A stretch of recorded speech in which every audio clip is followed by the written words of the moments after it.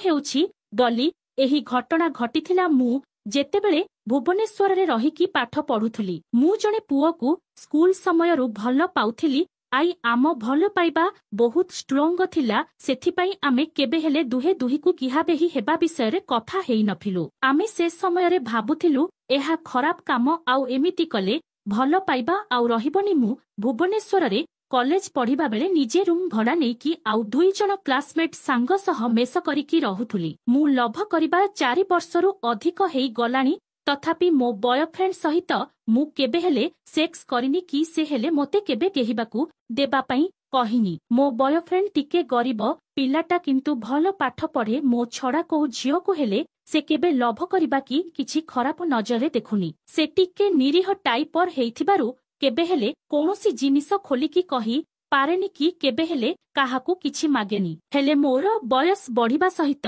मो देह हेले दिनकु दिन सेक्सुअल मुडकु जिबाकू लागिला। मु मोफकू बहुत थर पूर्वरु डाकिछि भुवनेश्वर आसीबाकू हेले से केबे हेले आसेनी। सबुबेले कहे खर प्रॉब्लम अछि जय परिबिनी रे। मु ताकू कहे तू आसे मु तोते जिबा आसीबाठू नेकी सबु पैसा देबी, तथापि से आसेनी। एमिति बहुत चेष्टा कला परे भी से आसु नथाए। मो रूममेट मझिरे मझिरे सेमानंक गाकू पळेई जांती, सेथिपाई मु रूमरे एका हेई जाए आउ मोपकू कहे आसीबाकू, किंतु से आसेनी। एमिति बहुत थर कहिबा परे भी से आसीनी। किंतु थरे मो रूममेट 10 दिन हेबो छुटीरे तांक गाकू जिबे बोली बाहरिले। मोर हेले छुट्टी थिला, किंतु मु गाकू गलिनी। मु आगुआ मोपकू फोन रे हेले कहि देइछि जे ओ एथर जेमिति हेले आसीबू। मु किछि जानिनी, किंतु से तथापि देखुबा कहिबी बोली कहिथिला। मु ताकू बहुत चेष्टा करिकी एग्जाम अछि बोली कहिकी घरु आसीबाकू कहिली। तापरे आगुआ फोन रे कथा हेइकी प्लान करिकी सेइठू से बाहरिकी आसिला। मु ताकू आनिबा पई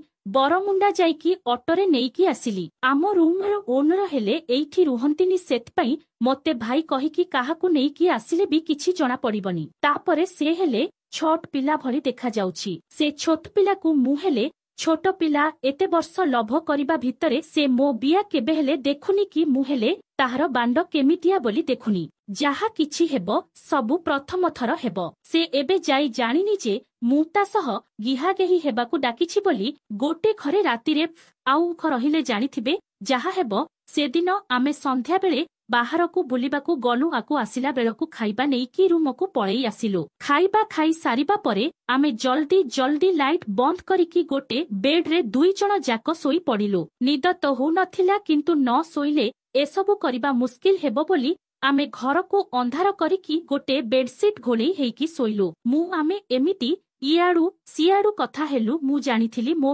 फर्स्ट किछि हेले करिबनी, सेथिपाई मु जानी जानी ता उपरे गोड़ लदिबा आरंभ कली। से खाली मते अनाउथाए आउ मु ता मुहकू अनेइकी हसी हसी धीरे धीरे ताकू आउ सिबाकू लागिली। मो मन सेदिन बहुत खुशी थिला। सतरे मु हेले प्रथम थर एते पाखापाखु पुणी गोड़ नदीकी को पुओ पाखरे सोइछि, किंतु मोते भय लागु नथिला। कारण मु ताकू जानिछि केते भल से बोली। मु सोइबा पूर्वरु जानिकी आगुआ चढ़ी बाहर करि देइथिली। मु सेइठू बहुत जोररे ताकू हग करिकी धरिली आउ जानी जानी मो कोळ कोळ दूधकू ता देहरे घसिली। सेते बेलकू ताकू हेले केमिति केमिति लागिलानी, हेले से किछि कहि पारुनी। हेले से कंटेंट्राल करिकी रहिला भली मोते लागुथिला। मु आगरु केबे एम्ति को पुओ सह न सोइबाकू मो बिया ता देहर स्पर्शरे खाली धक धक हेबारे लागिला। मु सतरे आउ संभाळिबा परिस्थिति रे नथुली। सेथिपाई मु मो गोड़कू ता उपरे पकेइकी हसी हसी ताकू छंदिबा आरंभ कली। तापरे मु सीधा ता उपरे सोई पड़िली। मु गोटे प्लास ड्रेस पिंधिथुली, खाली टॉप्स टाइपर। मु ता उपरे सोईकी मो बियाकू ता बांड सीधा ताकू कुंढेइकी धरिकी खसिबारे लागिली। तापरे ताकू हेले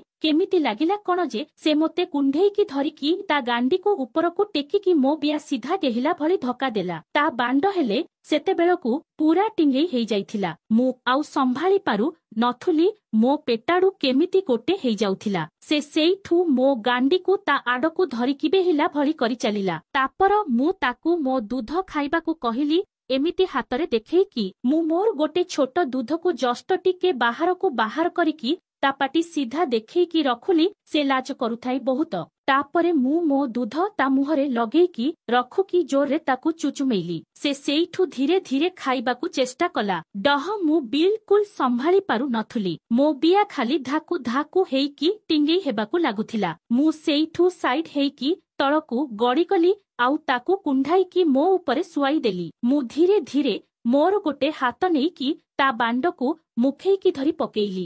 ଡହ ଫାଷ୍ଟ ଟାଇମ୍ ମୁଁ ବାଣ୍ଡକୁ ମୁଖେଇକି ଧରିଲି। ଆଗରୁ କେବେ ଏମିତି ଧରି ନଥିଲି। ମୁଁ ସେମିତି ଅନ୍ଧାରରେ ତା ବାଣ୍ଡଟାକୁ ମୁଖେଇକି ଧରିକି ମୋ ବିଆ ପାଖରେ ଲଗେଇକି ହାତରେ ବାଣ୍ଡକୁ ବିଆରେ ପଶେଇଲା ଭଳି କରିବାକୁ ଲାଗିଲି। ହେଲେ ତା ବାଣ୍ଡ କାହିଁକି ମତେ ବହୁତ ମୋଟା ମୋଟା ଲାଗୁଥିଲା ଆଉ ମୁଁ ଯେତେଥର ମୋ ବିଆରେ ପଶେଇବାକୁ ଚେଷ୍ଟା କରୁଥିଲି ସେ ଭିତରକୁ ନ ପଶିକି ତାର ସିଏ ଖସି ଯାଉଥିଲା। ମୁଁ ବାଣ୍ଡକୁ ଧରିକି ପଶେଇଲା ବେଳକୁ ସେ ସେଇଠୁ ଧୀରେ ଧୀରେ ଗେହିଲା ଭଳି କରିଲା। ତାପରେ ଟିକେ ସମୟ ପରେ ସଙ୍ଗେ ସଙ୍ଗେ ଉଠିକି ମୋବାଇଲ ଟର୍ଚ୍ଚ ଲଗେଇକି ମୋ ବିଆ ଦେଖୁବ ବୋଲି କହିଲା। ମୁଁ ଲାଜରେ ତାକୁ ମନ କରିଲା ବେଳକୁ ସେ ଜମା ଶୁଣିଲାଣି। ତାପରେ ସେଇଠୁ ମୋବାଇଲ ଲାଇଟରେ ମୋ ବିଆକୁ ମେଲେଇକି ଦେଖଲା ଆଉ ଧୀରେ ଧୀରେ ଗୋଟେ ଆଙ୍ଗୁଠିରେ ବିଆକୁ ସଲସଲ କରିଲା।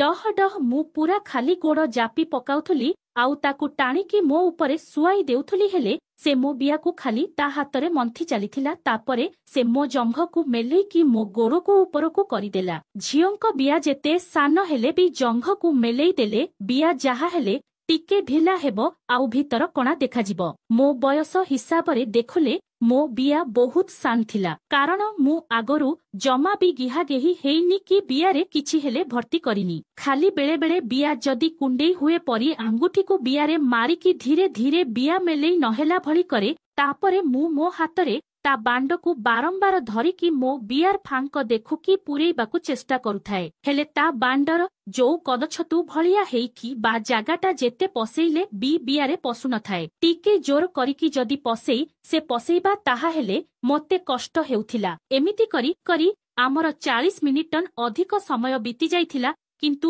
ଆମେ ସେତେବେଳେ ଯାଏ ଠିକ ସେ ଗିହାଗେହି ହେଇ ନଥିଲୁ। ତାପରେ ବହୁତ ଚେଷ୍ଟା କରି କରି ଆଙ୍ଗୁଠି ମାରିକି ବିଆକୁ ମେଲେଇ ମେଲେଇ ବିଆରେ ଧୀରେ ଧୀରେ କରିକି ପଶେଇକି ସେ ରଖୁଲା। ଗୋଟେ ମିନିଟ ହେବ ହେଇ ନବ ସେଇଠୁ ତାହାର ବାହାରି ପଡ଼ିଲା ଯେ ସେ ତରତର ହେଇକି ମୋ ଉପରୁ ଉଠି ପଡ଼ିଲା ଆଉ ଘୋଷାଡ଼ିକି ବାଣ୍ଡକୁ ବିଆରୁ ବାହାର କରିଦେଲା। ସେଇଠୁ ଲାଇଟ୍ ପକେଇକି ମେଲେଇକି ମୋ ବିଆ ଭିତର ଦେଖୁଲା କାଳେ ବିଆରେ ରହିଗଲା କି କଣ ବୋଲି ଚେକ କଲା। ତାପରେ ମୁଁ ମୋ ଫୋର ବାଣ୍ଡକୁ ଲାଇଟ୍ ପକେଇକି ଦେଖିବାକୁ ସେ କହିଲା। କାରଣ ସେତେବେଳକୁ ମୋ ନଖ ବାଜି ବାଜି ତା ବାଣ୍ଡ ପୁରା ଖଣ୍ଡିଆ ହେଇଗଲାଣି। ଆଉ କେତେ ସମୟ ଭିତରେ ଯୋ ଜାଗା ଖଣ୍ଡିଆ ହେଇଥିଲା ସେ ସବୁ ପୋଡ଼ିଲା ଆଉ ଫୁଲିକି ପୁରା ଫୋଟକା ହେଲା ଭଳିଆ ହେଇଗଲା। ସେ ହେଲେ ବାରମ୍ବାର ମୋ ବିଆରେ ଆଙ୍ଗୁଠି ମାରିକି ମେଲେଇ ମେଲେଇ ବିଆର ଦି ସାଇଡରେ ଥବ ଚମଡ଼ା ଖଣ୍ଡିଆ ହେଇକି ମୋର ହେଲେ ପୁରା ନାଲି ପଡ଼ିଯାଇଥିଲା। ତାପରେ ସେ ହେଲେ ପ୍ୟାଣ୍ଟ ପିନ୍ଧି ପାରିଲାନି। ମୁଁ ହେଲେ ଏକ ଗଲି ଯେ ମୋ ବିଆ ପୁରା ପୋଡ଼ିଲା ଭଳି ହେଲା ଯେ ମୁଁ ଟିକେ ହେବ ମୁତିଛି ସଙ୍ଗେ ସଙ୍ଗେ ପଳି ଆସିଲି। ତାପରେ ଆଉ ଯାହା ହେଲେ 3 ଘଣ୍ଟା ଯାଏ ମୂର୍ତ୍ତି ଯାଇ ପାରିଲିନି। 3 ଘଣ୍ଟା ପରେ ସେଇଠୁ ଧୀରେ ଧୀରେ ପୋଡ଼ା କମିଲା। ମୁଁ ଯାଇକି ଏକ କରିକି ଆସିଲି ଆଉ ଆମେ କୁଣ୍ଢା କୁଣ୍ଢି ହେଇକି ଶୋଇଲୁ। ତାପରେ ପରଦିନ ରାତିରେ ଆମେ ପଣି ଗିହାଗେହି ହେଲୁ। ଏମିତି ଆମେ 4 ଦିନ ଯାଏ ଗିହାଗେହି ହେଲୁ। ଦ୍ୱିତୀୟ ଦିନ ସେ ବାଣ୍ଡରେ ତେଲ ଲଗେଇକି ମତେ ଗେହିଲା। ଆଉ ଗୋଟେ ଟପିକରେ କହିବି କେମିତି ହେଇଥିଲା।